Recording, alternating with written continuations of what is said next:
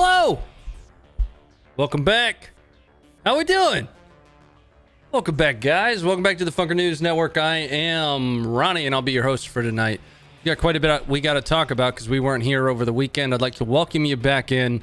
Hit the thumb button. You can use your finger, you can use your toes, you can use your weenus, and you can use your pinky. Doesn't really matter what you hit it with. Just please do that for us. Please and thank you.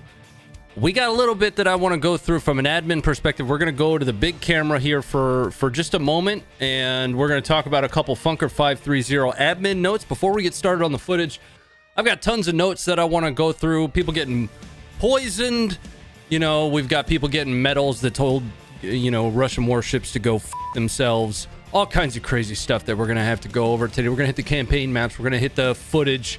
But first, let's cover those admin notes, and we are moving to the other camera right now.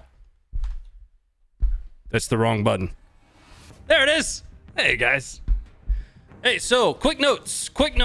I wanted to talk about our charity contribution because it's about to happen. It's about to happen. Now, for those of you that aren't familiar, we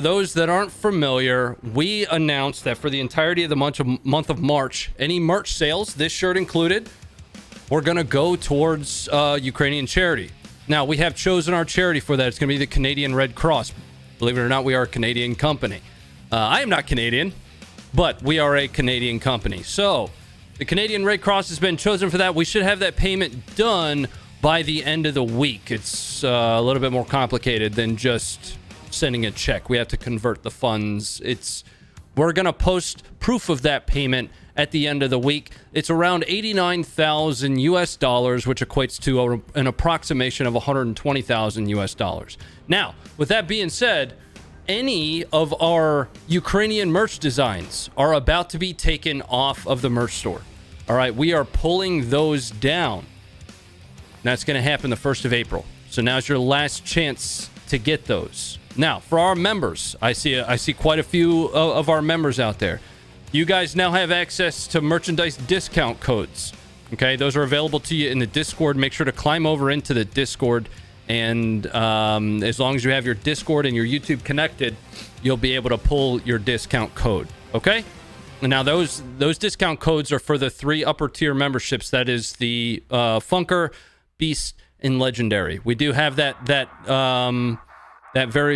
low support level that gives you access to all those extra features in the Discord, but those discount codes are for those upper 3 tiers. Pro NATO channel, pro combat footage channel. That's us. Yes. Yep. Nailed it. So who's winning? Depends on what your definition of winning is. I got one more thing. I didn't wear it today because these are going off the shelf and I wanted to wear it. But I got my Bayraktar shirt. And I'm really excited. We're going to wear this one on Thursday. Ukraine belongs to Russia. Literally the entire world disagrees with you. Let's head back over here. Scoot. Exclamation point merch for a link to the t-shirts. Exclamation point merch for a link to the t-shirts, guys. We're going to jump right into some footage here. The very first thing I wanted to pull up was a little story of a man that told a Russian warship to go f itself.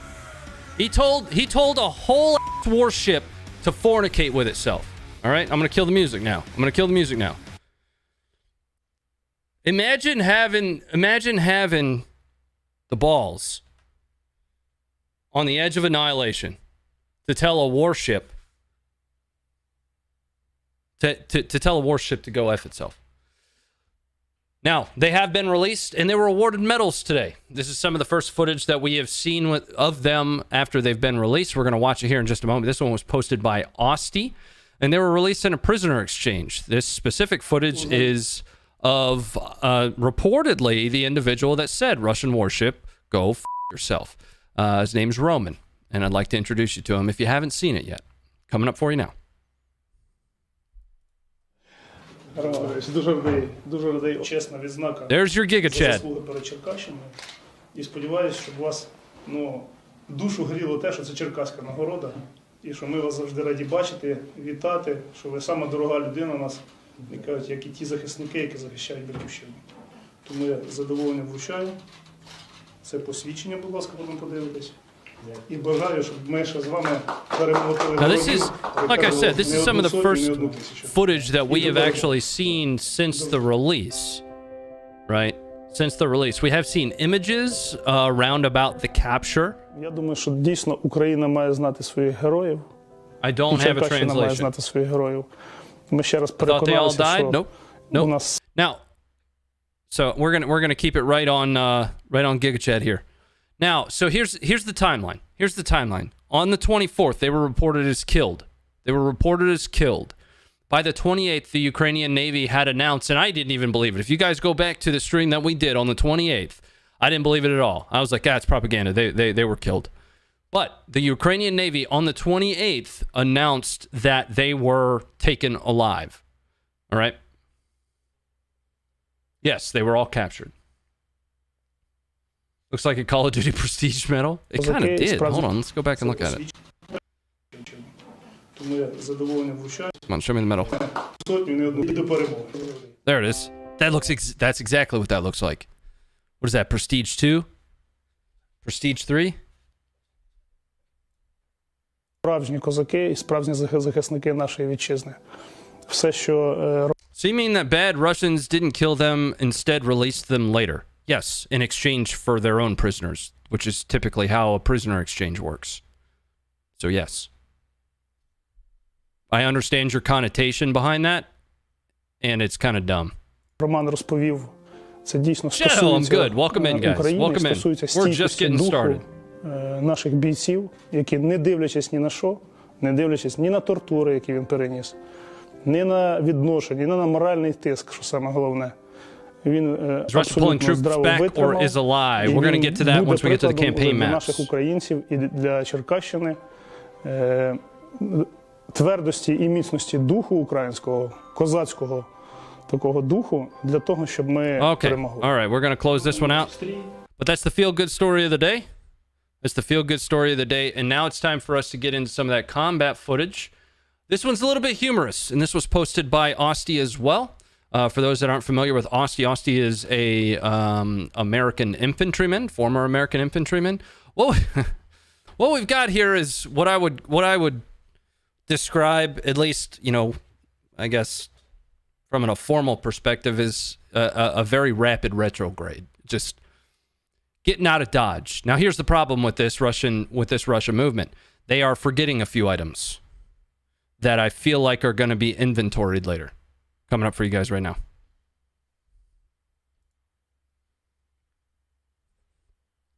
So here are Russians. Your shirt's fake news. Hold on to that thought, Phil. I'm coming to you next. Don't worry. And they're forgetting one item, two items. I feel like those are sensitive items there. Chasing after that truck.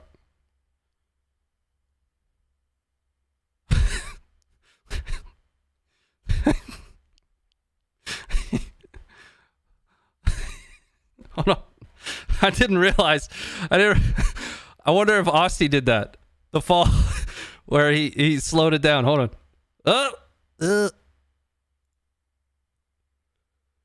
You're going to have to do a flipple on that, bud.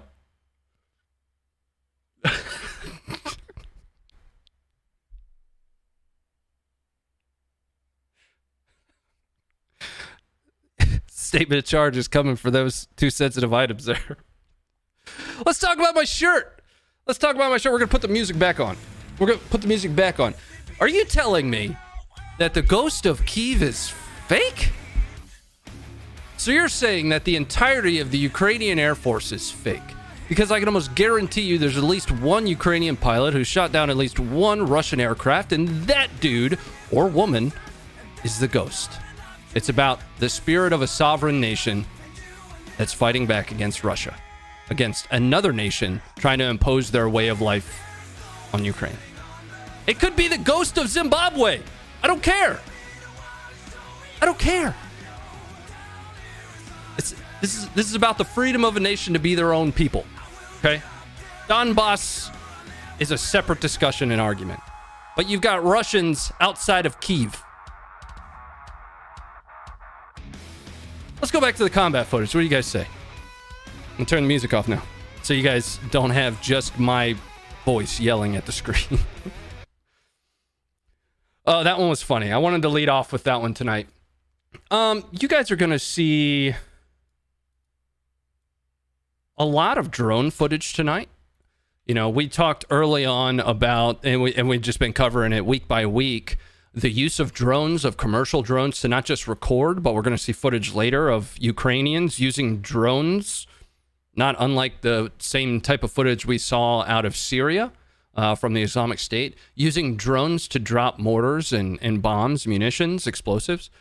This isn't the case, and this is actually going to put you guys to the test because we can't really tell what's happening here, but Ukrainian armor of some kind gets absolutely, or excuse me, not Ukrainian armor, Russian armor of some kind absolutely gets obliterated by something, and we're going to watch this a couple times, and I'd love to know what type of weapon system or munition you guys think this was, okay? Here we go, coming up for you now.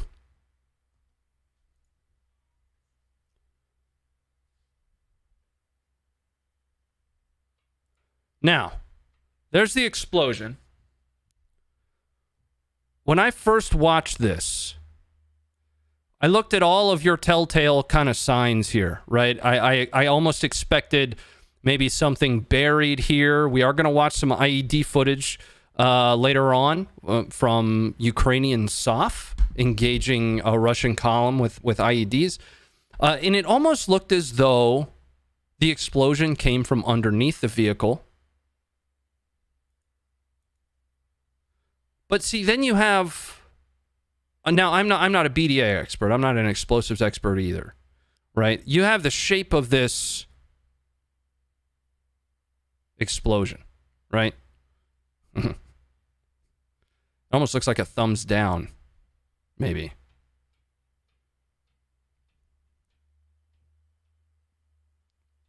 I'm interested to know what you guys think. I'm going to let this video play out, and I'm going to check in on the chat. What's up, Donnie? Ray gun? That's what I thought too, man. Yep.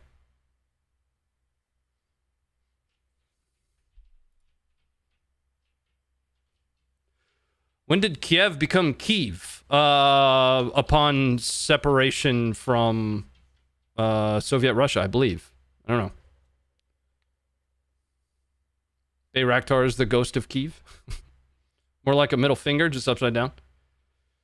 Ukraine pilots are badass. They absolutely are. They absolutely are. They're fending off a foreign invasion on their lands, right? And again, I don't care. I don't care if somebody was invading South Africa, right? It doesn't matter. It doesn't matter. It's one nation invading another nation after saying, less than 30, 40 years ago that they wouldn't do literally that thing. No, a landmine, you still see the vehicle. Okay. Could it have been a munitions truck? Maybe. We could see cook-off here. Could be an artillery strike guided by the drone. What we're looking at here is a commercial drone of some kind. So the capabilities for somebody to guide artillery with that much precision, rather than maybe walking it in, north 50 meters, north 25 more meters, something like that. I feel like those chances are kind of slim. I don't know, but that's why I wanted to refer to you guys. EFP, maybe. An anti-tank mine, hence the larger explosion. Okay.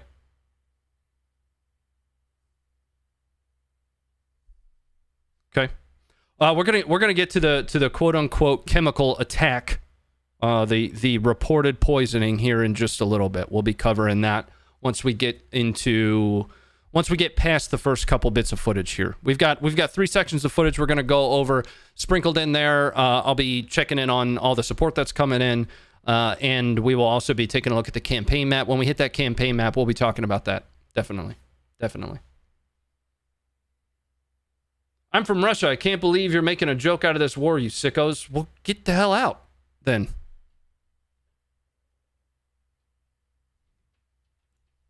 Nobody's making a joke about the war. But you know what the joke is? The simple fact that there are people that believe it's okay to invade another country. That's laughable. From a just general ignorance perspective. That's laughable. Let's move on to the next footage.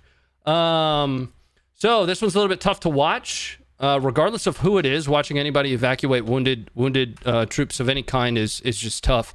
Now, the report that we had about this one was near Mashun. I don't know if I'm pronouncing that well, but essentially it's just to the northeast of Hostomel. And Hostomel itself is just to the northwest of Kyiv.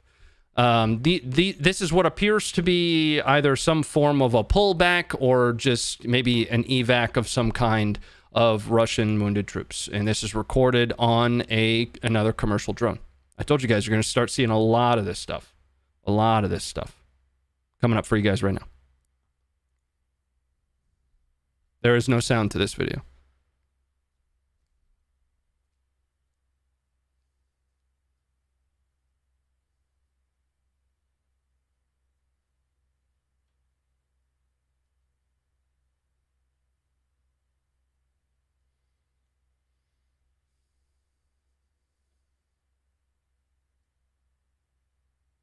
What would you say? Would you say the same of the U.S. invading the Middle East? Yes, and we have. But we're not here talking about the Middle East. We're talking about Ukraine right now. So, okay.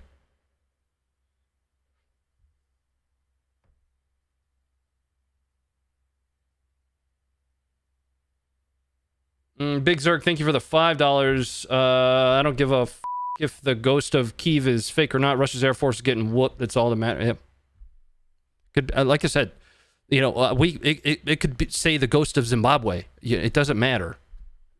You know, if it was any foreign nation being invaded, you know, by another foreign nation. Whataboutism is a horrible affliction. It is. It is.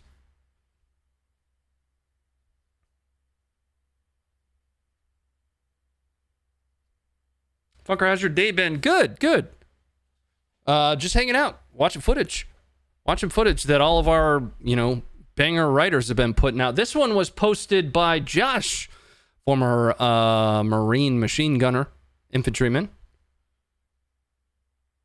I think he's particularly partial to the purple flavor, if you're wondering. I think. I don't think he was your standard run-of-the-mill red crayon Marine. I think it was the purple flavor myself. All right, let's check in on some of the support that's been coming in, and it's just been flowing in already. Big Zerg, thanks again for that $5. Patrick Flanagan, thank you for the $2. Smoke looks very phallic looking. I wasn't going to say it live. I'll let you say it, though, man. I'll let you say it. But you're not wrong.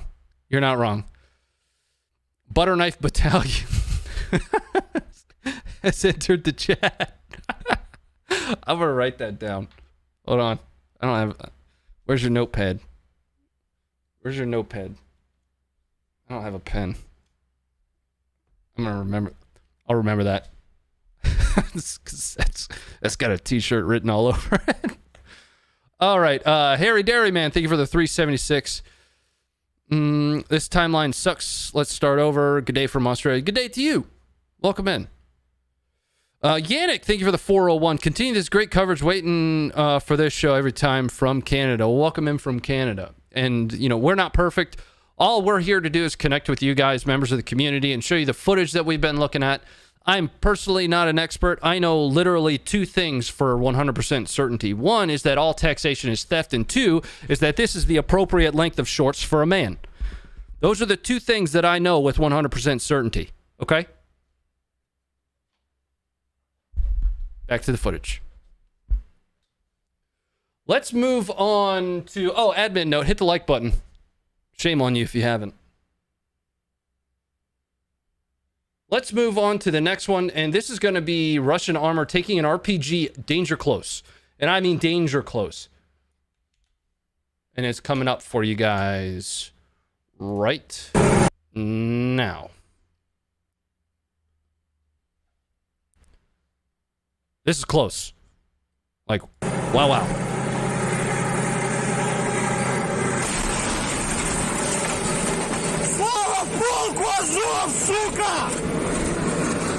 Now, gonna turn that down a little bit. Now, it doesn't look like we've done a whole lot of damage here. Wasn't an RPG, it was an in-law. Let's look here.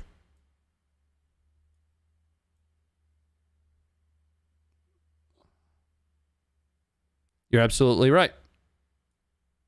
Let me show you what I'm looking at. Here you go.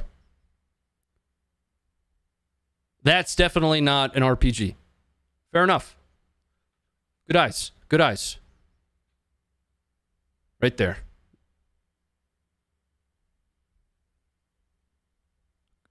Let's watch that. Let's watch that again, though.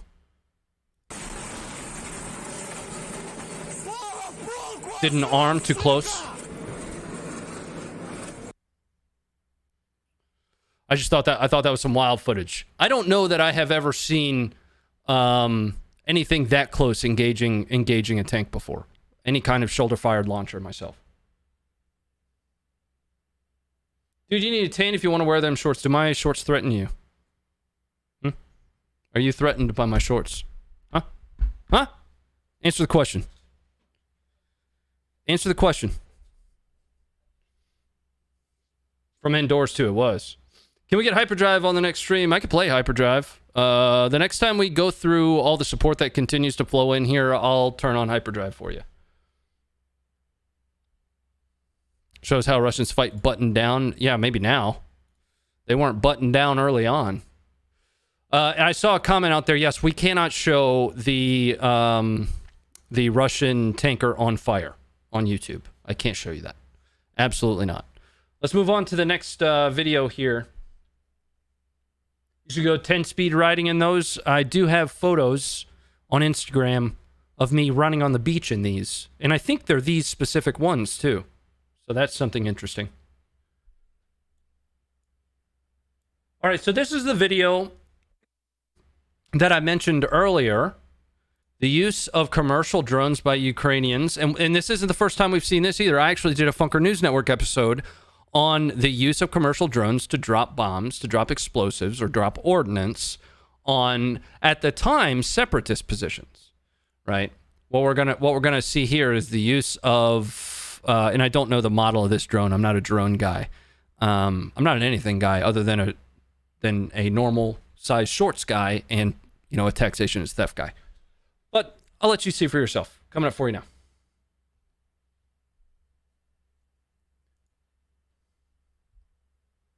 So these are Russian positions that you're seeing right here.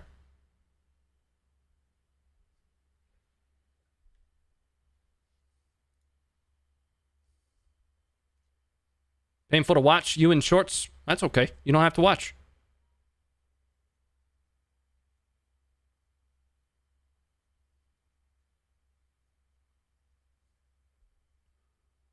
Now, here's the deal with this. Here's the deal with this. Hold on. When I first watched this, that didn't look like what it is. That didn't look like what it is. I had like ribbed on the brain. I don't know. I've got a special place reserved for me. But at first glance, when that just flashes across the screen, I'm like, oh, what am I watching? Anyway, let's watch that again.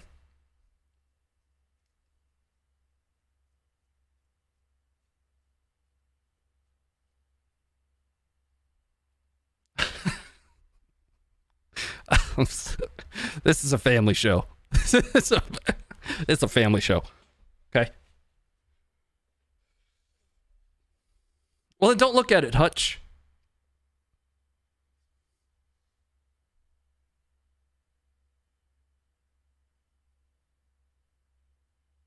Fake. If you say so. All right, let's move on to our next one. Where are you from? The United States.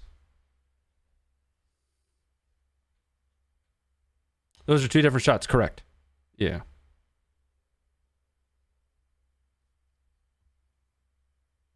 With every live, more trolls find their way in. It's all good, Calico Jack, and thanks for the 1313. Where he dropped it from? A drone. A drone.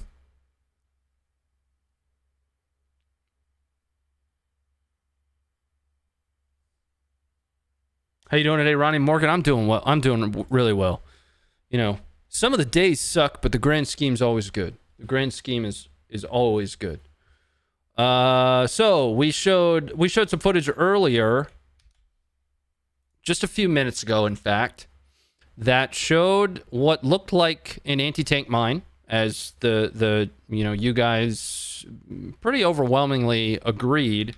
What we're going to watch now is actually a daisy chain IED. Now, this looks like something we would have seen fresh out of the global war on terror, but the execution of it is what's really fantastic, really amazing here. And when I say fantastic, I mean just simply put, it is the textbook way to use daisy chain IEDs. Take a very close look at the spacing here. Very close look at the spacing. Coming up for you now. I'm going to give you full screen. Full screen.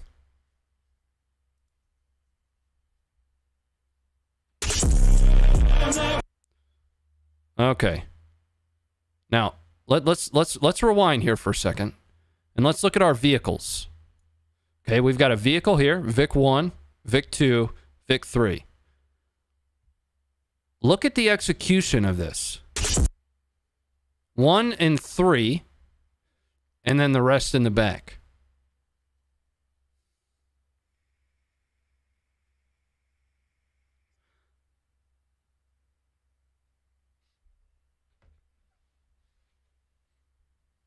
Let's check it one more time for those that are just coming in with us. So, you've got a vehicle here. Vic 1, 2, and there's going to be one right here. Vic 3.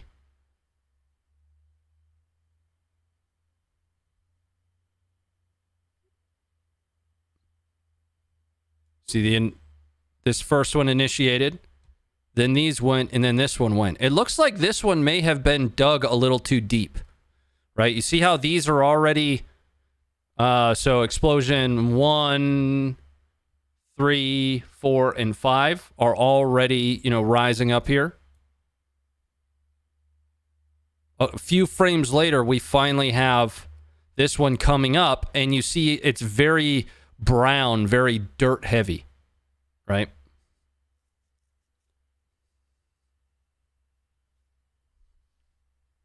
We'll watch it full speed.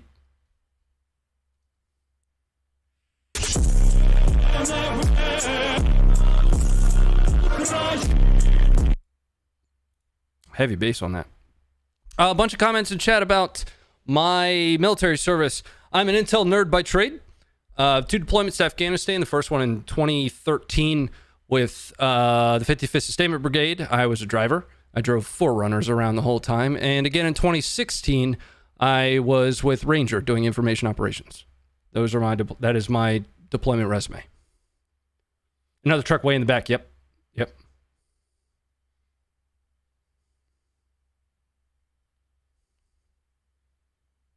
Ronnie Fit, my man, for Ukraine updates, questionable looking drone munitions, and short enough to question anyone's section.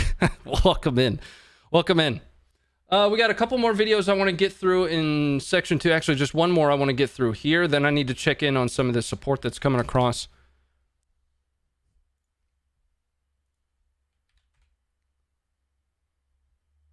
And this one, so that last one was posted by Will Kilmore, Army infantryman, one of our journalists, writers. And this next one was posted by Osti, and this is Russian armor inside Mariupol, and we'll be pulling up a campaign map here in just a second and talking about Mariupol, and right after this, so you guys can, for those that aren't really able to keep track from a geography perspective, I'll be showing you roundabouts at least where this is happening. Now, something else that's interesting about this one is we've got Chechens here. Now, there are folks that are out there that essentially are claiming that Chechens are really doing nothing other than being there to film stuff for TikTok. There is even a battalion of these folks that are now dubbed the TikTok Battalion. Let's check this out. What we got is 2 tanks that appear to be engaging something at very close range. Chris, the answer to that is yes.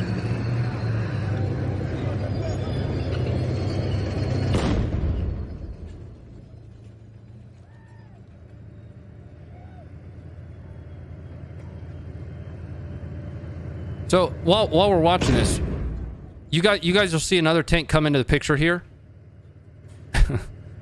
And there's going to be a point, and I'll describe it when it comes up, that we may almost have like tank fratricide. But it's not. It just looks that way, and I'll explain it in a second. It took me a couple watches to see it.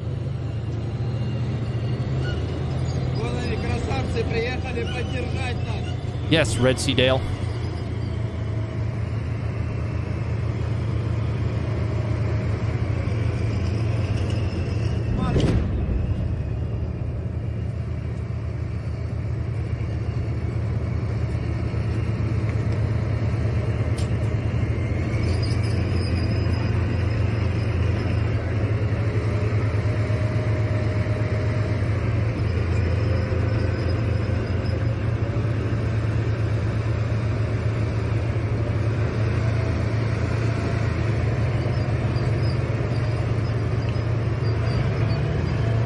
Exactly, Fish. That's the point that I was kind of making with the quote TikTok battalion. Exactly. I'll explain that, and I'll explain what he said in just a second.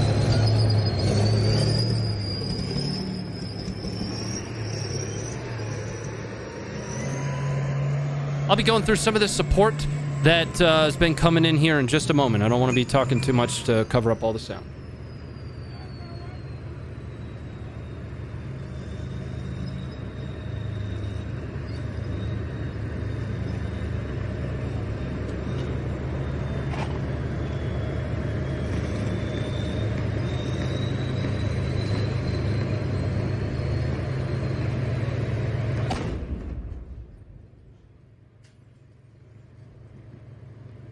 Now, this is the part that I was talking about here. At first...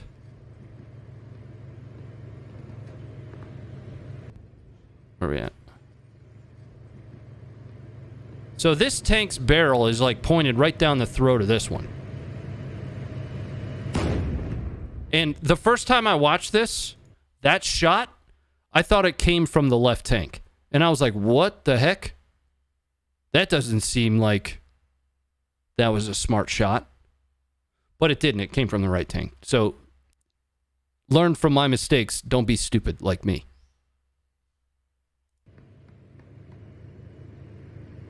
You see the one where they helped the granny cross the road with...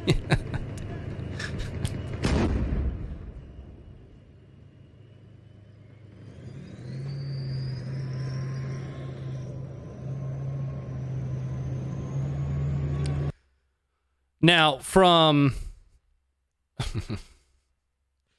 So there was a comment in chat, and I keyed in on it, and I want to cover that, right? Normally, your infantry is not just going to be walking around, you know, in hand, if they are supporting armor like that, right? Now this group of Chechens, they almost film exclusively firing at random tall buildings with nothing really coming back to them. You know, there's no return fire that's evident. This video was reported to be that they were firing on Ukrainian positions after receiving heavy contact. I didn't hear anything coming back in. Take it for what it's worth. Take it for what it's worth. I want to jump into some of this support that came across while we were chatting here. Daylight Disinfectant, thank you for the $9.99. Learned so much as a civilian. Thank you. Very valuable service.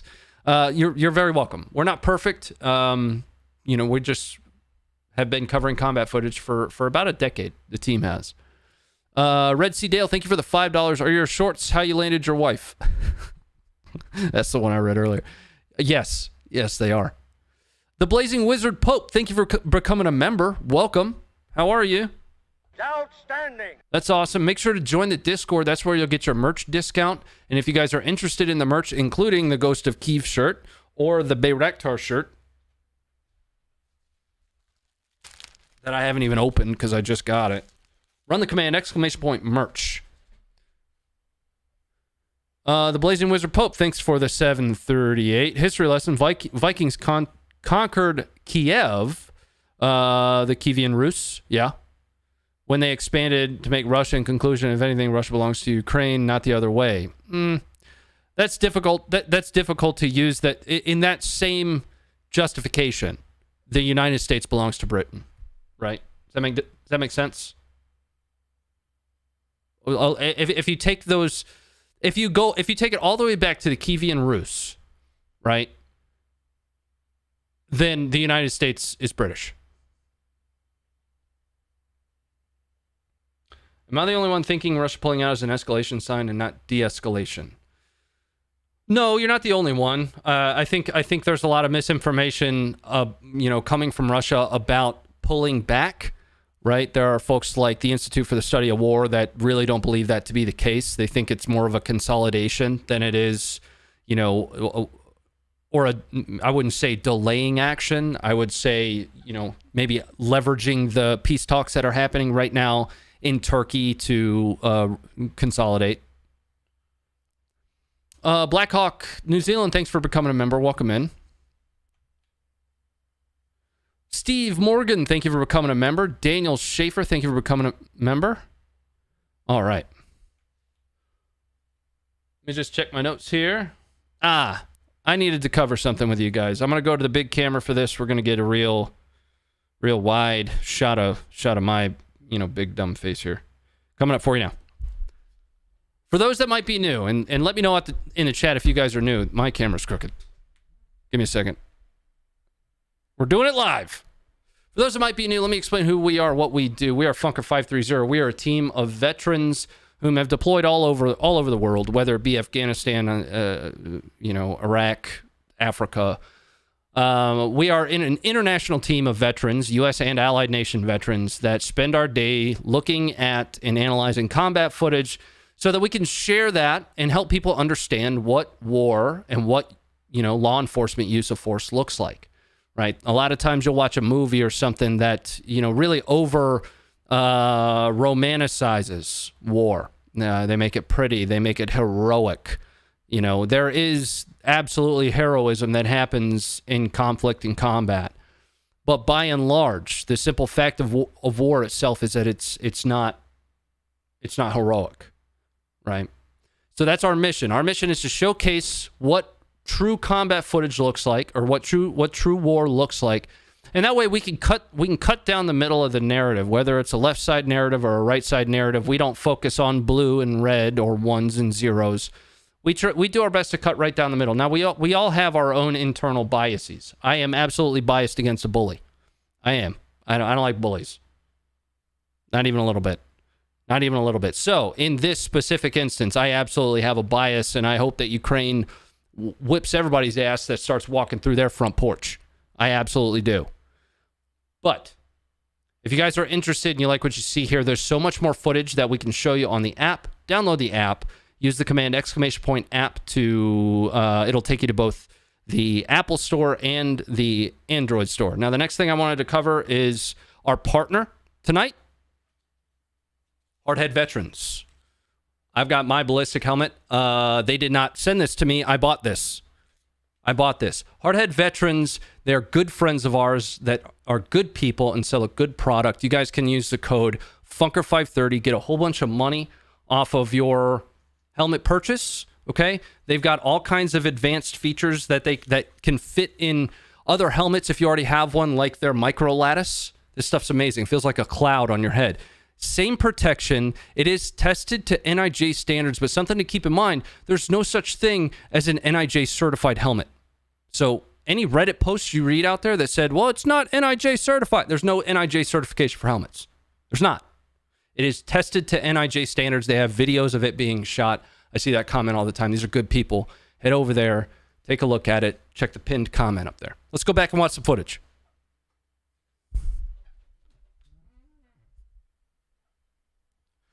All right. The next thing I wanted to watch is the absolutely most embarrassing mortar team we have ever seen. Now, on our team is Mr. Will Kilmore, who has quite a bit of experience. I don't want to speak for him, but has quite a bit of experience with mortars. And if you are a mortarman in the chat, why don't you guys let me know what the problem is here? Don't worry, I'll tell you at the end if you don't know. Coming up for you now. I'm going to give you full screen for it. 2995. Да. Готов. Замер 26-45, одну мину приготовить. Мина готова. Да.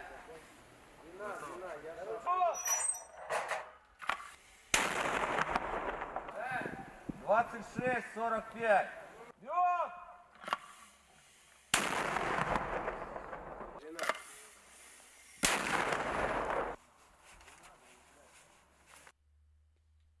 Let's watch it one more time. Графическая, 2000. All right. What we're looking at here is a plotting board. Okay. Plotting board is a lot like modern military use of a protractor and a topographical map. While it doesn't fail, it doesn't have batteries, it is great foundationally. It's prone to human error. So this is the first thing that our journalist and writer and American infantryman Will Kilmore, and you can check out his stuff over in the Discord or on the website, obviously, keyed in on. So this is a plotting board. It's been pretty much replaced at this point. Kind of antiquated. That's not the worst of it, though. 495. Да. Готов. Let's talk about what he's pulling out of this bag. These are called bag charges. These are called bag charges. Now, what they are is extra propellant, right? Now, there is not unlike your standard run-of-the-mill normal mortars, right? There is a little element at the bottom that when it gets hit, and I'm not a mortarman, so I'm just trying to explain this in the dumbest way that I can, and we're gonna continue to watch this here. Замер 26-45. That when impacted by the firing pin, ignites these bag charges. Now, this is a bag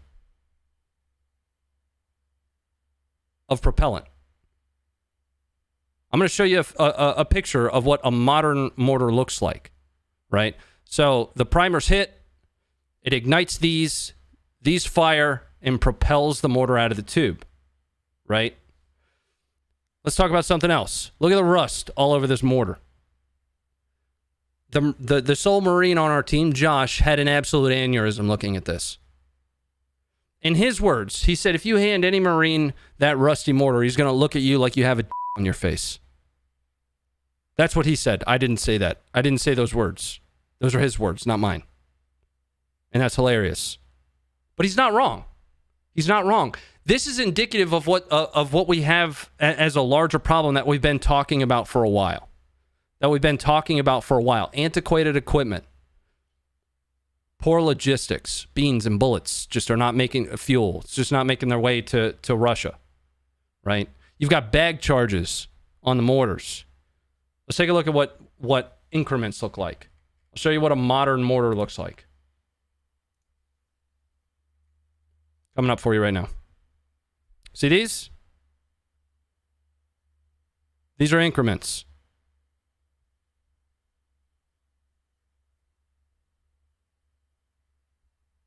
Right? They clip onto the bottom.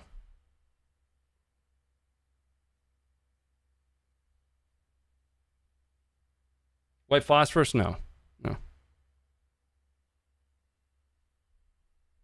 No, what these provide, and you can slap one all the way up to, what appears to be 4 on there, and they provide you additional range, right?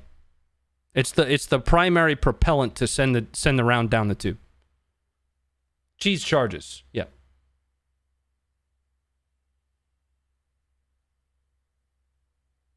Nice propaganda shirt. It's not propaganda. Are you telling me that the ghost of Kyiv is fake? So the Ukraine doesn't have any air force? That's crazy. Because literally anybody in the air force could be the ghost of Kyiv at this point. I don't care. Matters not. And I mentioned this earlier. So I'll let you rewind and go back to what I covered about that. Link to the helmet sponsor you showed. It's the pinned comment there.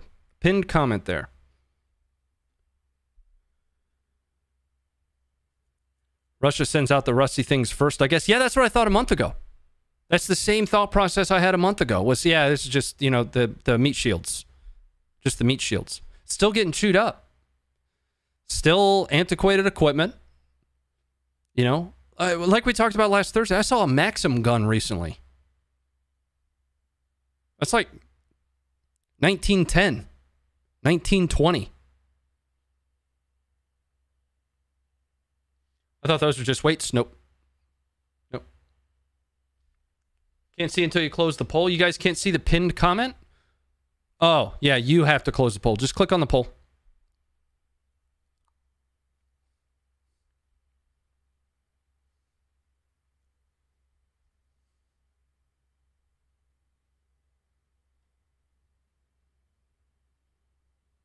I think the guy was called Maxime, not Maximum. Did I say Maximum? All right, let's jump on to a little bit more footage here. Some more footage of Ukrainian troops. Now, these Ukrainian troops specifically are in and around the Sumi area, and we're going to be going to the campaign map. I promised you we would. We are going to go to the campaign map tonight. They are assaulting a Russian position around the Sumi area. There's been a lot of heavy fighting around Sumi. Coming up for you now.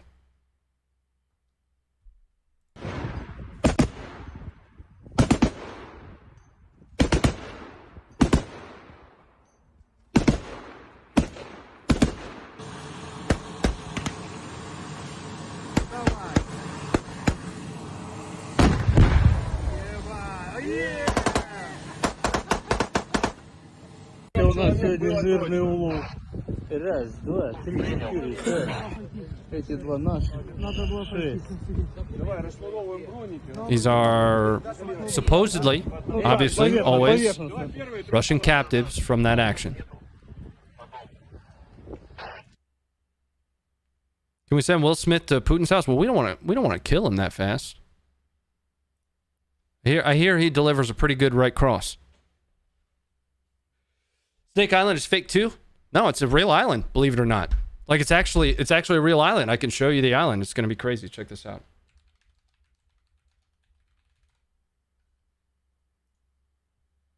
Here. Let me show you. It's wild. Blew my mind too. Right there. Snake Island's real. Yeah. Zemini. It's right off the coast of Odessa. Sort of. Odessa's up here, but in a relative sense. Yeah, Snake Island's a real island. Nuts, right? Weird. I'm sorry, I'm a troll. I'm not sorry. It's fine. It's fine. That last one we just watched was posted by Will. This next one was posted by Will as well. We're going to see another Ukrainian ambush happening here. And then we're going to the campaign map. This is the last video that I have that I wanted to show you guys tonight. Then we're going to look at the campaign map. We're going to look at 3 different maps tonight. The first is going to be from Institute for the Study of War.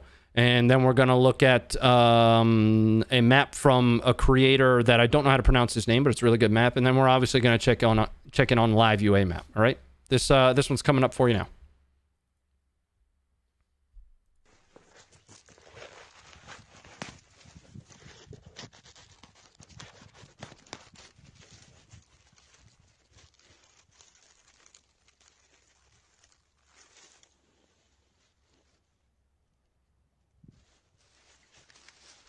Thanks for doing that, Matthew.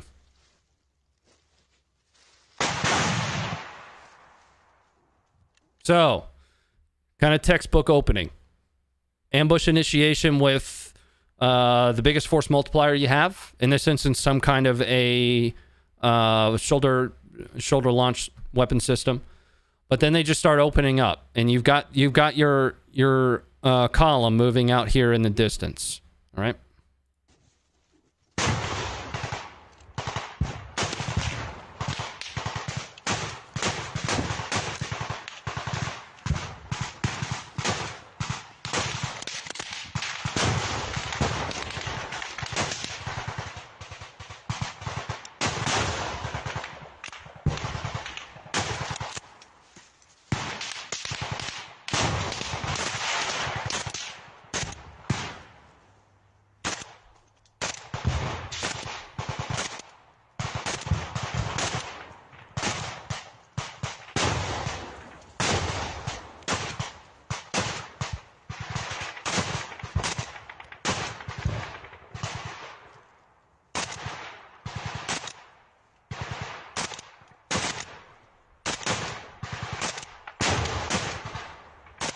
Oh, don't worry, the muckler.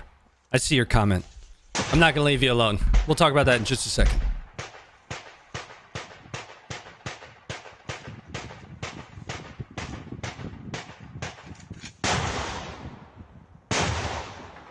What's up, Fabian?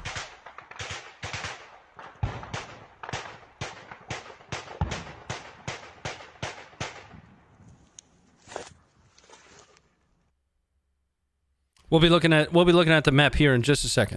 There was a comment out there, the Muckler. I hope you're still here. I hope you didn't leave. I hope you didn't run away. About only posting Ukrainian footage. Do you guys want to see some Russian footage? Do you guys want to see what we get out of Russia? Let's take a look. Let's take a look. All right. And tell me if this is raw combat footage that we're about to look at here. Give me a second. Give me a second. Coming up for you. Right now. Tell me if this is raw combat footage. Or if you think that this, you know, might have been doctored a bit. Here you go. I'm going to give you full screen.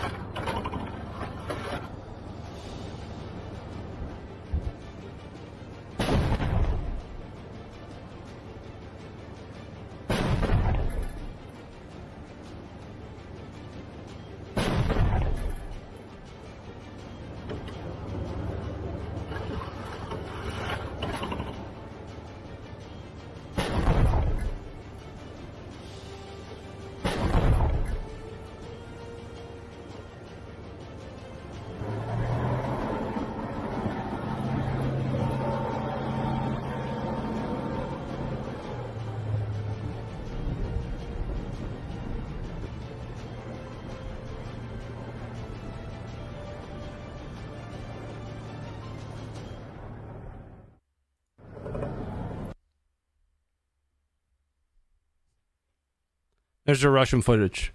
There you go. It's right there. It's right there. We post it. It's all over the website, all over the app. Go check it out. It's there. What do you want me to say about it? 100% staged. Now, there's a very likely chance that some of that Ukraine footage that we've been posting, and I've said this before, Ukraine's not some bastion of democracy. They're not. They're not. But if you had to ask me, and say, hey, do you support Ukrainian independence or Russia invading another country? Which one do you think I'm going to choose? Huh? Don't be stupid. Don't be stupid. There's your Russia footage. Are you happy? All right. Let's move on. Let's move on to a couple maps. The first one, we're going to take a look at live UA map. But not before a message from our sponsor, us. Be right back.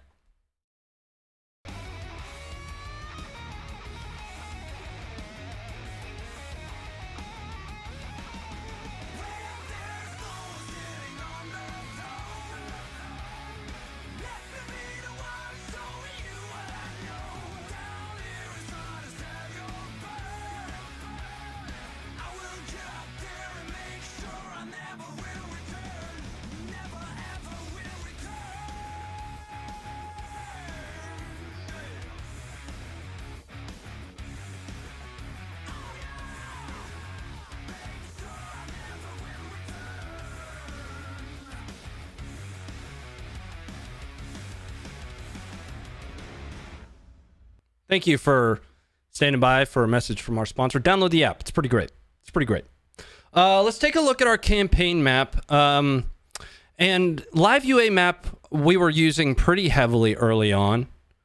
We were using it pretty heavily early on. I've got a couple different maps that we're going to pull up, though, each of which I'm going to give you guys a link to in the chat when we're looking at it. This is what we're looking at here. And it's coming up for you guys right now. So here's, generally speaking, what live UA map has. And there are a couple key things here that aren't really articulated that I would like to be. Specifically, it does show that Russian support has been pushed past Irpin, which is true. As of the 28th, Ukraine has retaken, quote-unquote, Irpin, but it is still contested area. The mayor of Irpin has said very specifically, don't come out of your house. It's not safe right now. So, you know, Ukraine did have a counteroffensive in this area. There are multiple counteroffensives that are taking place in and around the Kyiv region, though. This doesn't do a whole lot of justice to help you understand how much of this territory west-northwest of the Irpin River, this is the Irpin River here, this body of this river, how much of this territory west-northwest of the Irpin is still contested. It leads you to believe that there are no Russians here, and that's absolutely not the case. So what we're going to do is we're going to pull up the Institute for the Study of Wars, 3 maps. They have some really great maps. While I check in on some of this support that's coming in over here, guys. I see it coming in, and I am doing my best to keep up with you. Joe Little, thank you for the $9.99. Send Alec Baldwin to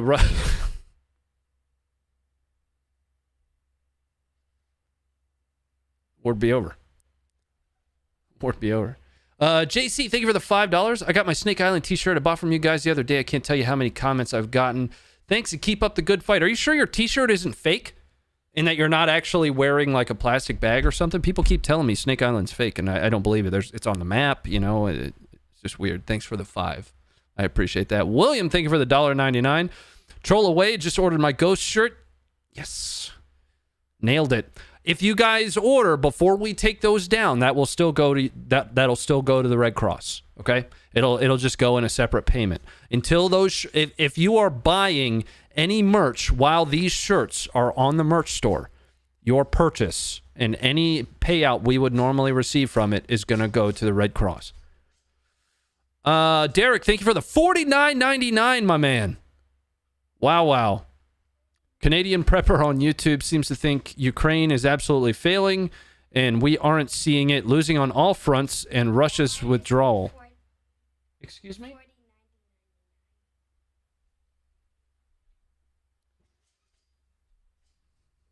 It's my daughter. Anyway, I would take that with a grain of salt. I do appreciate Canadian Prepper's opinion. However, there are a myriad of sources that believe that not only has the invasion to at least some degree stalled in the north, Mariupol is a whole different ball game, and then we're going to talk about that in just a second. But there are a myriad of sources, you know, international, Associated Press, open source intelligence sources that are saying essentially the same thing. Russia has failed to achieve all of its objectives to this date, even. Except for one. And we're going to talk about that one here right now. Jordan, thank you for the $9.99. Any validity of people saying they know where Putin is, i.e. nuclear bunkers and crap? Putin's not hiding. He's not hiding. All right, the first map we're going to look at is a top-down view of the entirety of Ukraine. And then we're going to be focusing in on a few specific areas. This map is going to be from the Institute for the Study of War. And I'm going to give you guys a link to their assessment. This is their daily assessment that they do, and it's really good because it does have multiple sources. They source their work, and that's what I love about it. It's coming up for you guys right now. So, let's take a look at, what we're looking at here. Anything in blue is essentially acclaimed. Now, I'm not saying that this actually happened because I am sitting in North America, and believe it or not, I don't know if you're aware of this, this is happening in Eastern Europe. Don't know if you're tracking that. So, of course, there's going to be elements to this that I can't validate, but there are people that are paid infinitely more money to do this than I am. So, these are claimed Ukrainian counteroffensives. You can see the counteroffensive here. Stand by. 1 second. This is Kyiv. This would be Irpin. The green circle depicts very heavy fighting. And that would be indicative of that counteroffensive to retake Irpin on the 28th, which was yesterday. But in earlier versions of this map around Kyiv, we saw Russian advances all the way around to the west, right? Now, I saw another map not too long ago, and I actually think I have that map coming up for you guys next, that showed a 25-meter radius around Kyiv, which is essentially where you'll see Ukraine's defensive fortifications have been set up. So from this northern axis up here near Chernobyl, well, I shouldn't say near Chernobyl. Chernobyl's like right here. That action has absolutely stalled. Absolutely stalled. Russia ran into an effective meat grinder each time they tried crossing the Irpin. Just stopped dead in their tracks.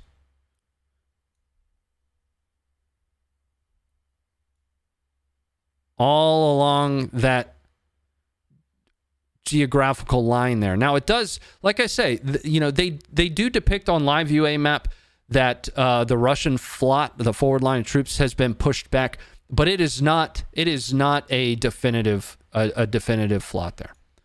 The next area we're going to look at is Mariupol. Mariupol is in the struggle bus.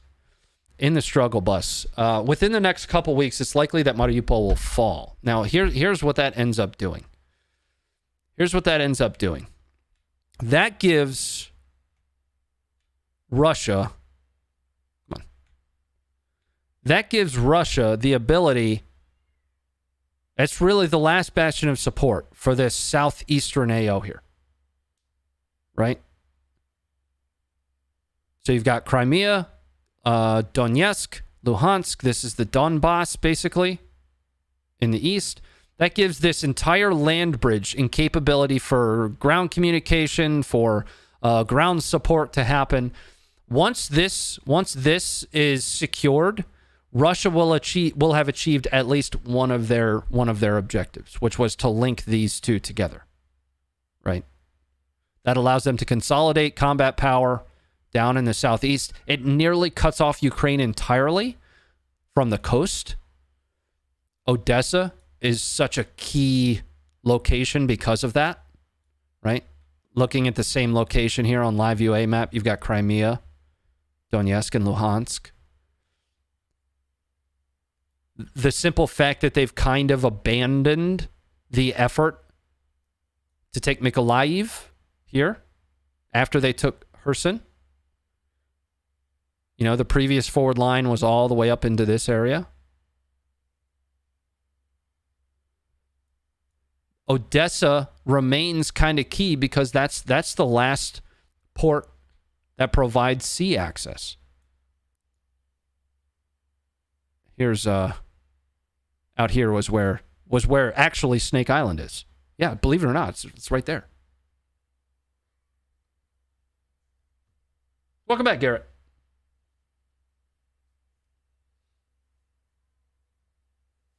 A quarter of their country is occupied, and the media says they are winning. Well, I mean, that's how an invasion kind of works, though. It's not that people just get stopped at the coast. A lot of people think that, you walk up to the border, and at the border, if they haven't crossed in, that there's like some wall there. No, like even when we invaded Iraq, we drove for miles before we encountered any form of resistance. I mean, miles. Right? That's not me justifying the invasion of Iraq. Full disclosure, I'm a little bit too young. Right? I was still in high school for that when we initially invaded. I'm in my low 30s from an age perspective. Just that's kind of what I'm getting at, right? You can be, quote, and I wouldn't say that Ukraine's winning either. There are a lot of conditions that have to be set in order for Ukraine to come out of this as victorious. But regardless of the outcome, I don't believe that Russia has won anything from it. If Ukraine gives up Donbass and or Crimea, which I don't see them backing down from these two things. They've been holding on to them since 2014. the sanctions are just going to continue.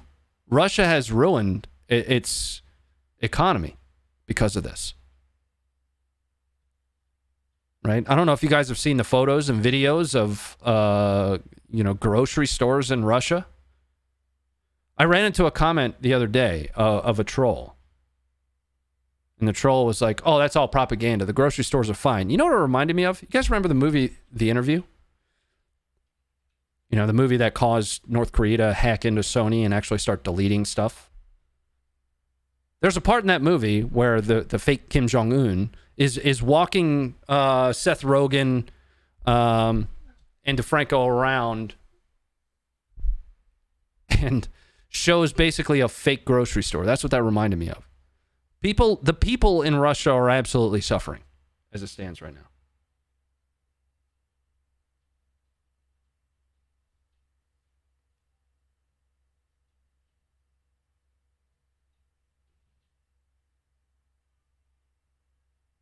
Plastic fruits. That's what it was, Tickle. That's what it was. There's that movie caused a lot of problems and set a lot of precedents. Before we get into anything too far off the rails here, though, what I want to do is I want to pull up another series of maps that are even better than the ones we've been looking at. And I'm going to give you this guy's Twitter account. I talked about him last Thursday. Please go follow his work. You know, we're talking about the use of military symbology, and it is symbology. It is symbology.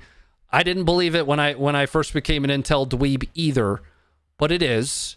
And it is essentially the graphical depiction of military units. So you'll see boxes and diamonds and squares. That is called military symbology. Okay, but I got a message from someone with essentially the Boondock Saints symbolism. No, it's not. It's military symbology. You can Google it. If you don't believe me, it's fine. You know, I'm not going to hold that against you. But you guys are going to see what I was talking about with the defensive fortifications around Kyiv. And that's coming up for you here in just a second.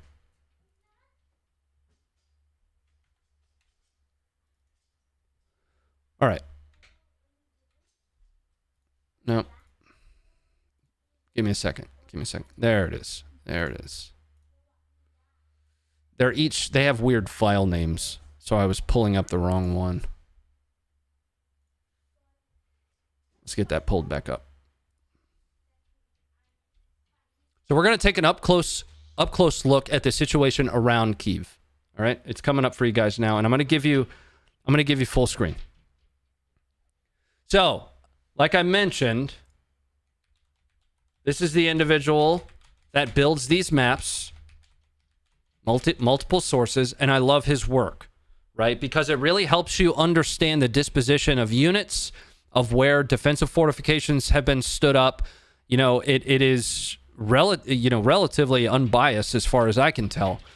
But you can see that 25-meter radius for artillery around Kyiv, and you can begin to understand, because of where Irpin is, right here, the necessity of taking that back, right? Pushing Russia back outside of Irpin was of absolute priority to keep Russia's heavy artillery from being within a closer range of Kyiv, right? There's all kinds of stuff to take in on these maps. So, and it's best done over a glass of bourbon with your feet kicked up in front of a fire. This is really fantastic analysis coming from him, and it's really good work. This is really good work.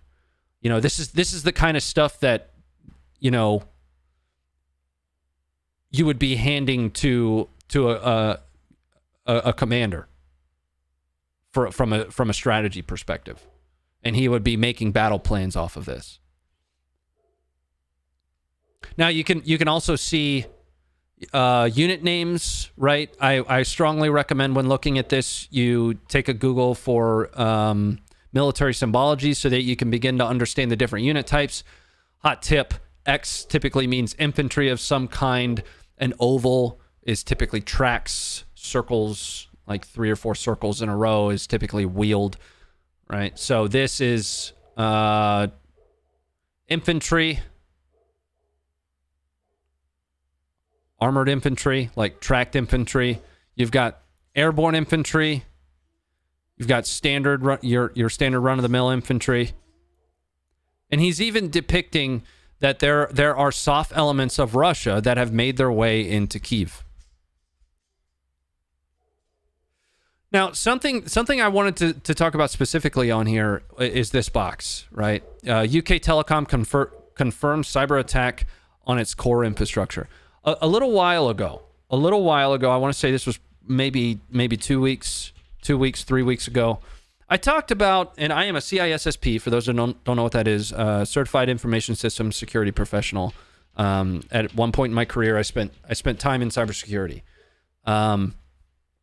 We talked about how attacks targeting the underlying infrastructure for Ukraine were not happening. They just weren't. Russia was using a lot of localized electronic warfare, conditioning the environment, blocking radio signals, things like that when they would try to press into areas.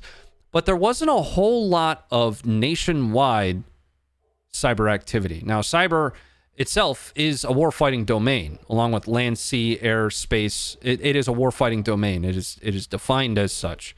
And it is the only one that transcends all other warfighting domains, right? Cyberspace is everywhere. It's everywhere. We're talking over it, right? The attack surface there is massive. So the simple fact that it either wasn't used or wasn't effective from early on was questionable. Why was Ukraine still connected? Why was Ukraine still able to, upload videos? Ukraine is absolutely winning the propaganda war. They are. The stuff that's coming out of Ukraine is very good. Very good. Coming from an information operations guy. The stuff that's coming out of Russia sucks. It does. And when we were being trained for information operations, we studied Russia because their capability was always supposed to be the tip of the spear. Sorry, guys, that's my dogs. Give us a link for that map. I dropped it in there a few times. I'm going to give you some more links. This is the individual that does these maps. Follow him. Don't just go and take a look at his work. Give him a follow because there's going to be more and more of it that's coming out. I want to look at one more map. And then I want to cover some of the support that you guys have been sending in. And then we're probably going to be closing things out. We're going to look, two more maps, excuse me. We're going to look at a top-down campaign map of everything all across. It'll give you a really good understanding of where internally displaced persons are. It'll give you some understanding of where people are leaving and the approximate amounts of people that are leaving. We're going to talk a little bit about, casualties, and it's coming up for you guys right now. I'm going to go game left here for this one. There we go. So this is essentially the overview map of Ukraine. You've got Moldova and Transnistria here. So this is your western boundary. You've got Belarus, Russia, Donetsk and Luhansk, and Crimea. Okay? This is the entirety of Ukraine. All right, let's move in over here on Donbass and Luhansk, and we're also going to cover a little bit of this as well. So what I love, and right here's who you need to go follow. This is amazing work. I wish I had these old rusty skills from the Intel school to still put this stuff together. This is fantastic work. Go follow this guy. I love that he includes multiple sources, right? So, Russian armed forces casualties between 30 and 40,000 according to NATO. Russia has said 1,351. Now, you did have that release coming from the Russian press. I don't recall the organization that said somewhere in the realm of 9,000 plus casualties, which was like immediately taken down afterwards. That's suspect as hell to me. The simple fact that it said it within minutes, it no longer said it. So there is probably some validity to the U.S. estimate here, based solely on that, right? But you're definitely way, way above this 1,351 killed. Now, Ukrainian casualties. According to Ukraine, once again, 1,300 killed. The U.S. estimate 2,000 to 4,000. Russian government says between 14,000 and 16,000. Right? Take each of those sets of numbers. Take each of those sets of numbers with a grain of salt. Right?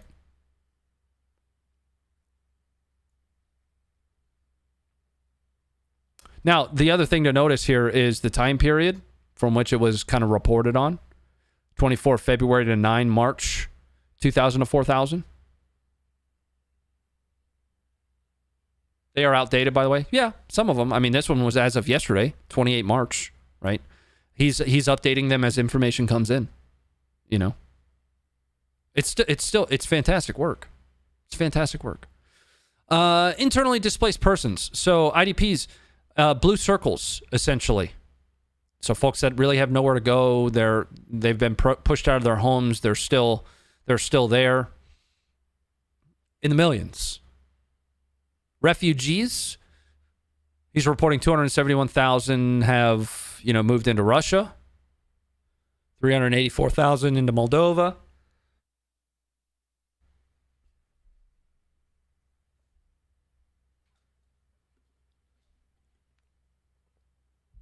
When 3/4 of your citizens have left Ukraine, does that mean Ukraine is winning? I don't think, I personally don't think Ukraine is winning. I think they are throwing enough punches to keep themselves from falling.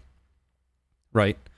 And they have recently gained traction, especially around Kyiv, but not in the southeast. Not in the southeast. I do want to look at a map very specific to Mariupol, because it'll show you how close Mariupol is to falling.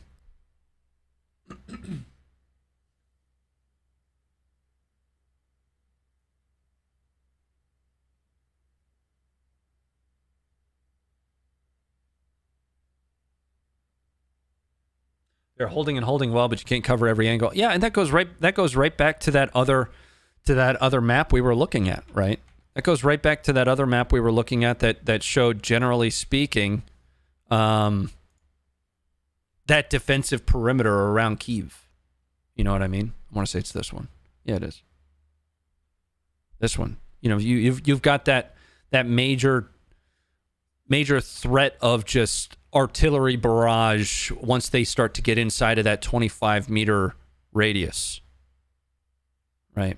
Now, the outskirts of Kyiv are definitely already inside of that. So it's not necessarily this single binary line, 1 to 0. As soon as they cross that, they're now within artillery range. They're within artillery range of Ukrainian elements now.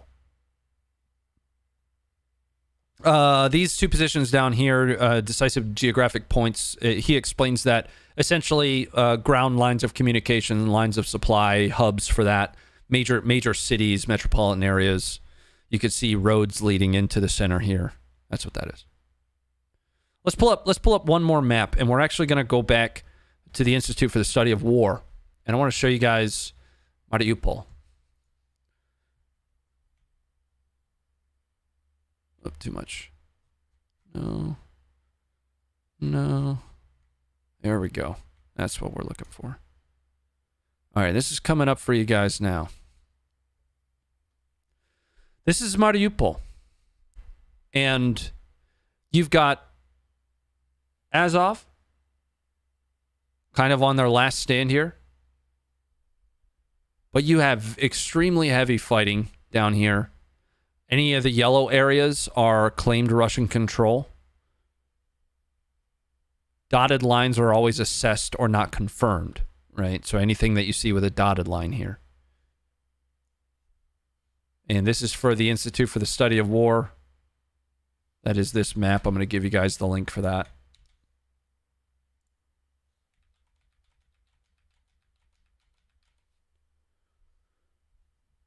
But Mariupol is Things are not going well for Mariupol. There are a lot of things happening in Mariupol as well. There was a theater that was bombed by Russia. Over 300 people were killed in that.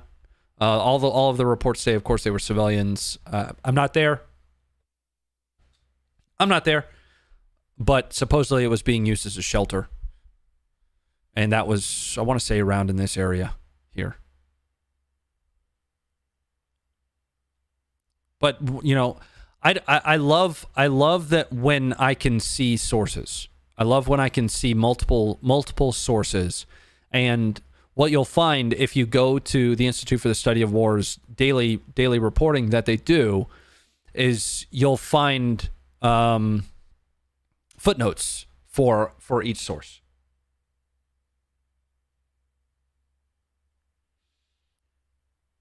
Nearly denazified by now. It's weird that you say that because even Russia says that's no longer a thing that they're trying to do. So that's weird. Huh. That brings up a good point, though. Peace talks. So reportedly, two Ukrainian, I don't know, negotiators, government officials that are that were on the 3rd and 4th in Belarus, along with that Russian billionaire that owns the soccer team. What's his name? Well, anyway, they were reported to be poisoned.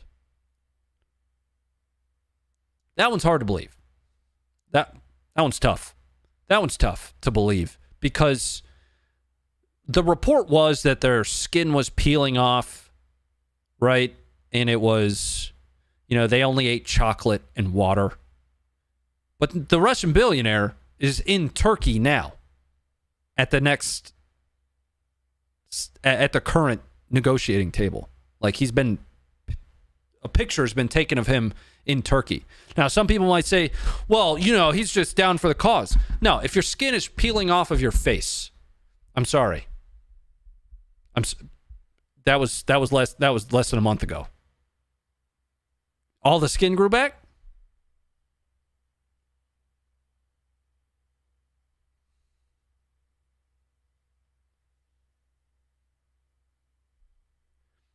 Where's the link to that last map showing casualties? That is Jomini of the West. Catch this now, guys. Please and thank you. I'm going to link you directly to that status that shows all of that stuff. Give him a follow, please. Let him know, Funker530, we sent you. All right? Were the Snake Island freed? Yes, they were, Chicken Genius 420. Yes, they were. I want to cover some of this support. Thank you guys for it.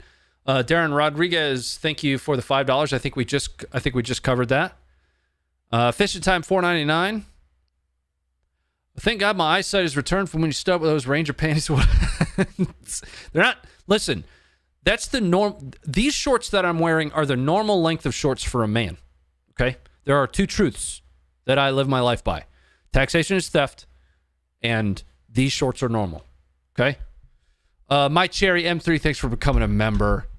And My Cherry M3, thank you for the $20. Appreciate all the correct. I wouldn't say correct. It's, you know, kind of my take on it. I haven't done Intel in a long time, man.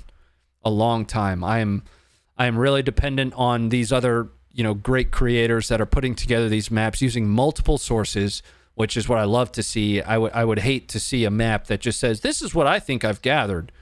Right? They are sourcing their work, and it's fantastic. Thank you guys for all the support. Ranger panties for the win. Absolutely. They never said anything about skin peeling. I was just blisters on their face. I did read a few reports of, like, you know, some pretty nasty stuff going on. Russian generals, what are we, 7, 8, 9?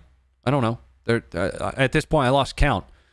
Once we start getting close to having to use two hands to count how many Russian generals, I start to lose my ability to count it. That's a $20 question on a $5 budget. So my boxers are longer than your shorts. It sounds like you need to fix that. Right?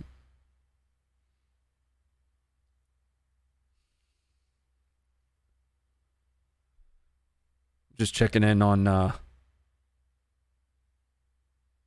Was that subtle shade at Lunk? No, I have no idea. I've never watched Lunker in my life. Nope. Absolutely not. That was the right length of shorts back in the 70s. Well, you know, we must be having a party because this is what I'm wearing right now.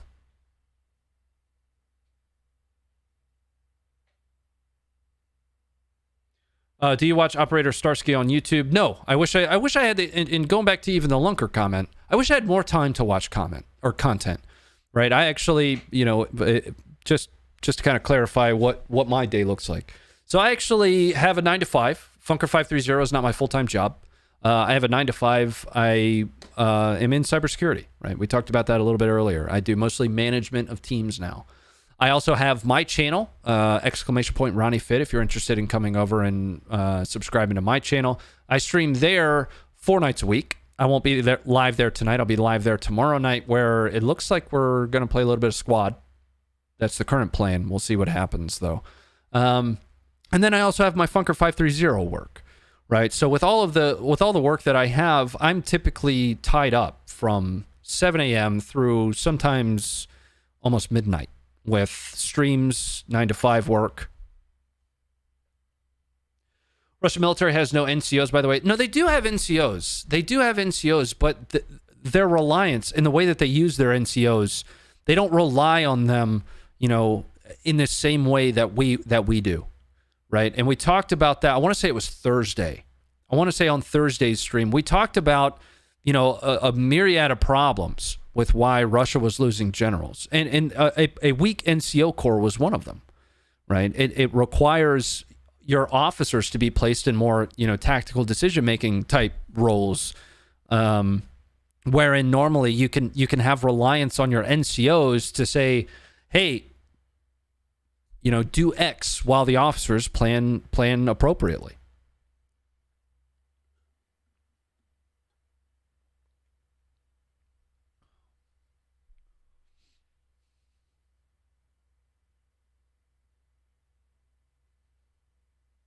I'm just checking in on the. We're in chat mode. We're in discussion mode at this point, guys. Do you think Russia's military is underperforming? That depends on how you look at it. And again, it's just my opinion. My opinion matters to literally the people in this room, right? It should matter to the people in this room.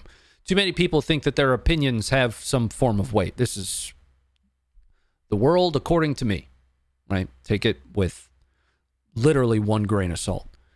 It depends on how you look at that question. Based on the equipment that they're running, antiquated equipment, where is all of this like new technology that over the last decade plus we've been looking at, like, oh, Russia got the new cyber tank, or the new missiles, or the new this or that. Where's all that stuff? Was it all fake? Or is it in reserve somewhere? Because based on the equipment that they're using, right, and we have footage on the website and on the app, very close up of you know, these units. I don't think they're underperforming. I think they're performing at par with what these units are trained to perform with, right? Now, that being said, Ukraine has absolutely had their is handed to them in a few different ways, in a few different places, right? They have. You know, you've got Russian soft that are making their way into Kyiv. You've got you've got the Donbass area, Donetsk and Luhansk, Mariupol. A lot. You guys are absolutely right when you say a lot of the footage that you see is very Ukraine heavy, and it is. It is. Early on, we talked about that too. We talked about how Russia was taking phones away from its soldiers, right? Like entire combined arms armies just turning in phones because they wanted to be able to control the narrative. They needed to allow.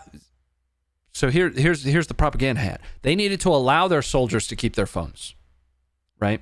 They played the OSINT game too well, but what that did is that caused a failure in the propaganda game. Right, in information warfare. At this point, 25, 30 years ago, that would have been the right call. But at this point, you need that on-ground footage. You need that carnage footage. Because this is one of the first wars, or it is the first war that I've ever watched a firefight live at a nuclear plant during a stream. That was nuts. That was nuts. But those decisions, those kind of overarching failure decisions go all the way back to the initial plan.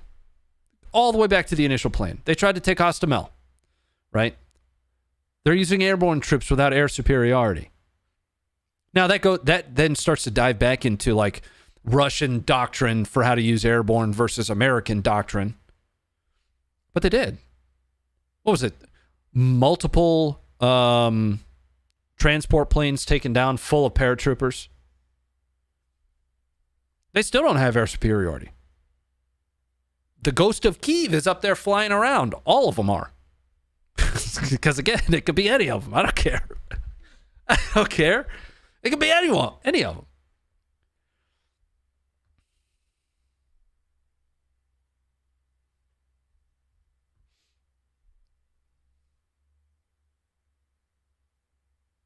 Are Kyiv live cams interesting at all?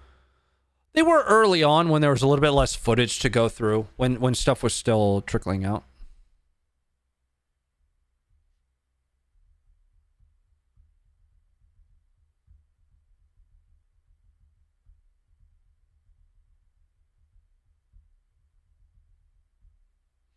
I remember that firefight at the nuclear plant live on it was wild.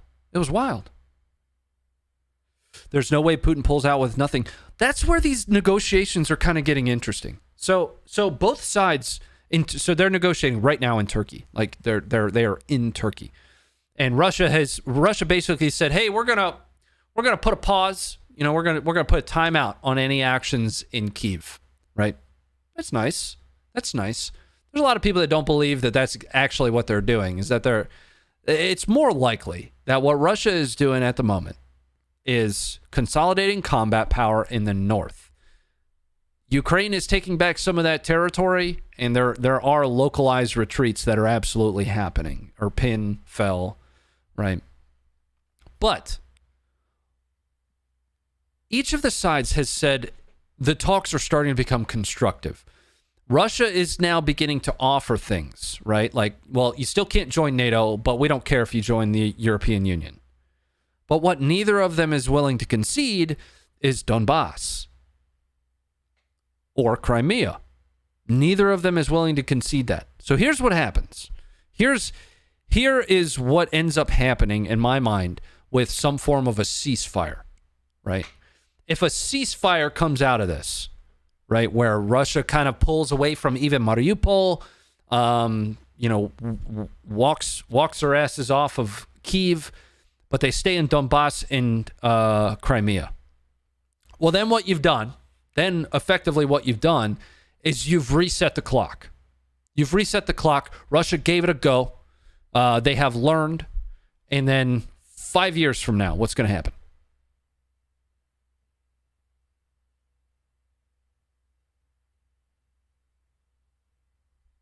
We're back to square one. We're just back to square one, right? If Ukraine doesn't concede it and officially recognize it as Russian territory, and if Russia remains in occupation of those areas, it's the same situation.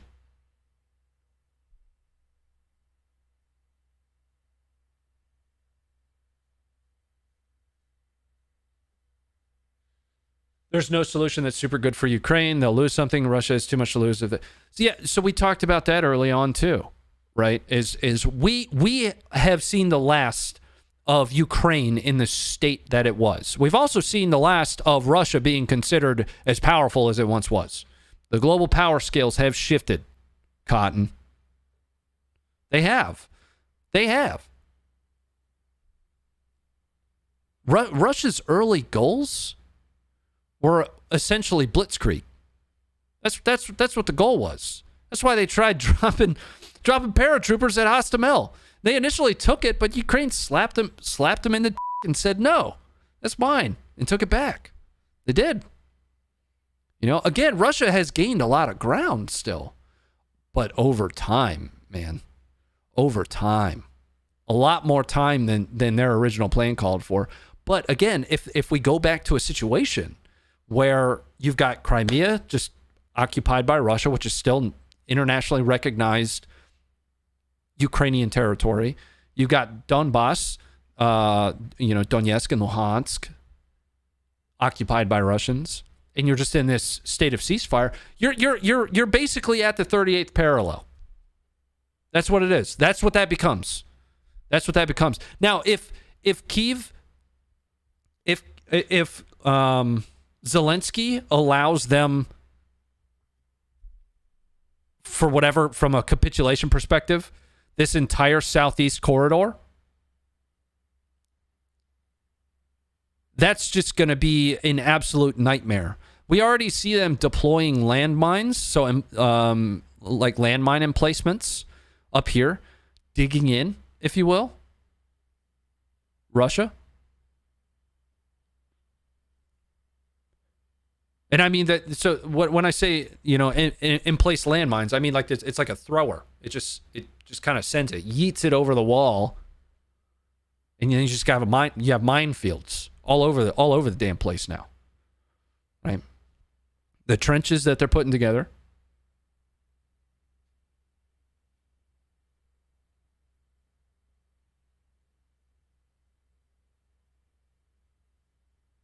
The Russians still hold Hostomel Airport? No? Yeah, they do. Yeah, they do. But that's only after Ukraine pulled back. Right? So initially, 24th and 25th, Hostomel Airport here was taken by Russia. It was then subsequently taken back by Ukraine and then reportedly sabotaged in some way when they no longer needed to hold it. Now, the reason that is of significance is Russia, had they held that from early on, and they didn't retake Hostomel Airport until, a week and a half or so ago. They didn't finalize that push back down. That would have allowed a rapid launching point into Kyiv. At this point, like I said, this is just an absolute meat grinder. Absolute meat grinder. Imagine running a shopping cart into a brick wall. That's what that feels like. In my brain, in my head movies.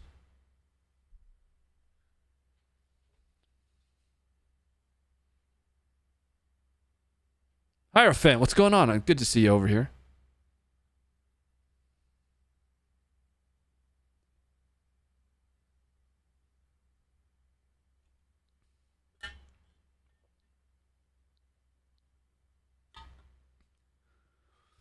Again, square one's not so bad if Ukraine is a NATO member after this. I don't think that ends up happening.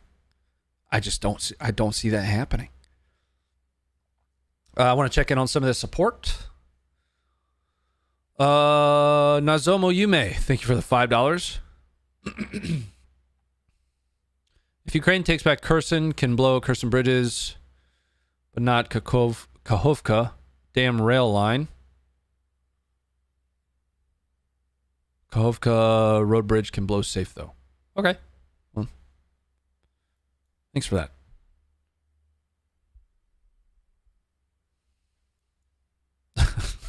My head movies. Two of my favorite movies, man. What is everybody's favorite movie? Battle for Kyiv will be brutal. It will. It absolutely will. Think about all this time. All right, think about all that. Let's pull up the Kyiv map again. Hold on. Let's pull up the Kyiv map. The one real close in.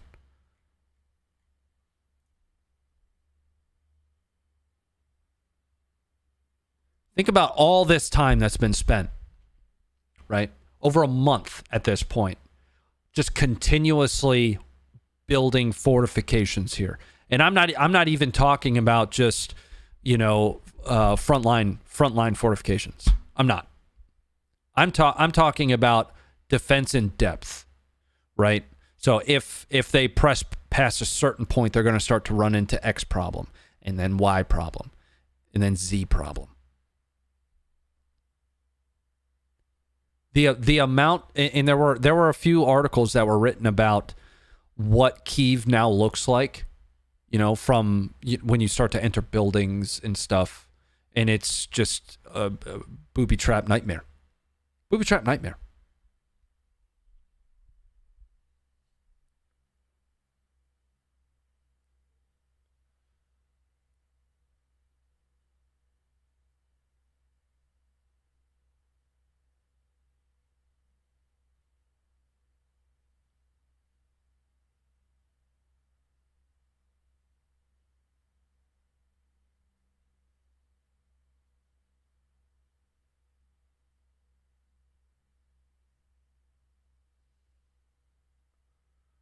What if Ukraine doesn't end up in NATO by name, but ends up other, definitely not NATO's security agreement?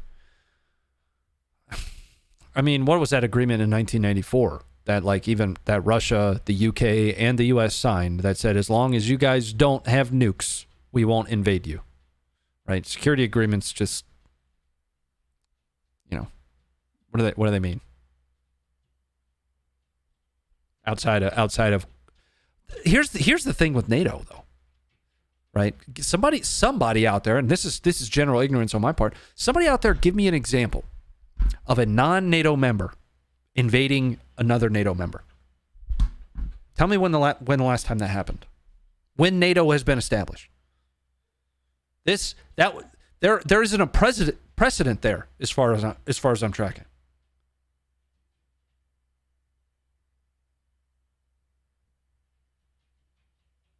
Right? That's kind of like you know, you and your big brother have never been in a fight, right? And then somebody picks on you, and you kind of look at your big brother, and it's never happened before, so you guys don't know whether he's going to jump in for you or not.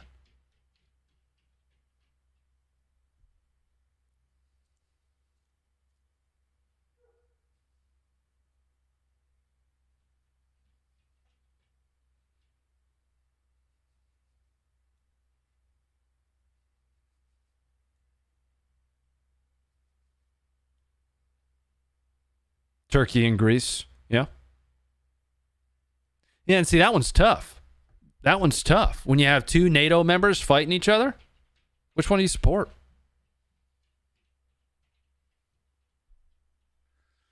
What do you think where the Russian troops will be moving if Mariupol has fallen west towards Odessa? That's where I think they reorganize combat power if they take Mariupol. That'll isolate Ukraine entirely from the coast. And I think right now you see this kind of pushback, or at least, you know, redeployment of Russian combat power off of here. It didn't just show up in the north. So it's likely that it has pressed, you know, north and east to support Mariupol's falling. Right. So if Mariupol falls, and they're essentially able to move to some form of a steady state, kind of maintain it, if you will. There's a lot of heavy fighting happening down here. There's some wild shit happening in Mariupol. Then I think the effort is to press west, cut off the entirety of the south, at least for the you know, these combat elements. Continue to fix Ukrainians here in the east. If you fix all of these Ukrainians in the east, then they can't use that support to reinforce Kyiv.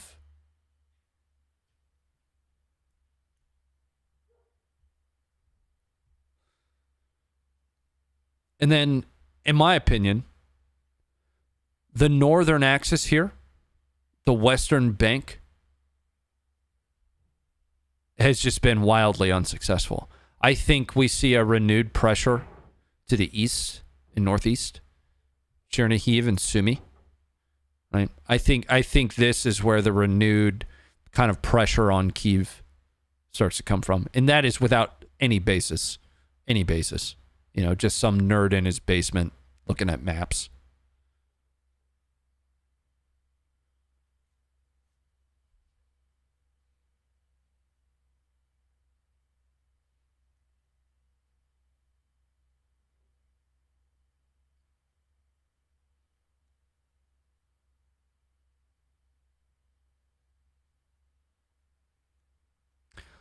Let me just check in on a little bit of support. We've been going for longer than we have been for the last little while, guys. And I'm probably going to close things out here. This has been... I've had a lot of fun tonight just chatting, though. Just chatting. Maybe Tuesdays we'll keep it about this length. Was this too long for you guys? If Russia connects to Transnistria, would Moldova consider it an invasion? No. No, they... I mean, that Transnistria is already occupied by Russian troops. Gutter, thank you for the 1776. Hell yeah. Nathan, thank you for the 499. Plenty Groover, thank you for the 499. Appreciate the work you do. How come on become an official part of the Funker 530 team? If you think you've got something to bring to the table, make sure you're on all of our in the Discord. Make sure you're engaged with the mods, with the admins while we're in the Discord. Essentially what happens is over time as positions come up, we'll put out a call and a way for you to jump into the fray, right? I would just stay engaged. Oh man, we just got a whole bunch of notifications that came in all at once there. And that's going to be it. All right. That's it for me, guys. I thank you for being here. If you guys want to follow along with me, I won't be live here tomorrow. I'll be live over on my channel. I'm going to kick back and play some games, try to break away from the world a little bit after my workday. But we'll be back here on Thursday at 6 o'clock Eastern. That one will be a lot shorter than tonight was. That'll probably be around an hour because from there I have to jump over to my channel right afterwards. I'll paste a link for my channel in chat if you guys want to come hang out. We still talk a little bit about, the global situation, but it's much more a chance and an opportunity for us to just kick back and hang out. All right. I hope to see you there. Thanks for being here. Thank you for all your support. Thank you for helping me fight back the trolls every so often. Hit the like button on your way out. All right. Slap that like button right in the ass. Just give it a good crisp slap. Don't smash it. Don't break it. We need it. Make sure to download the app. And don't forget to check out our partner, Hardhead Veterans, to get yourself a ballistic helmet. You might need it. You might need it. I'm out of here and stay informed, guys. Hey, Raktar coming up.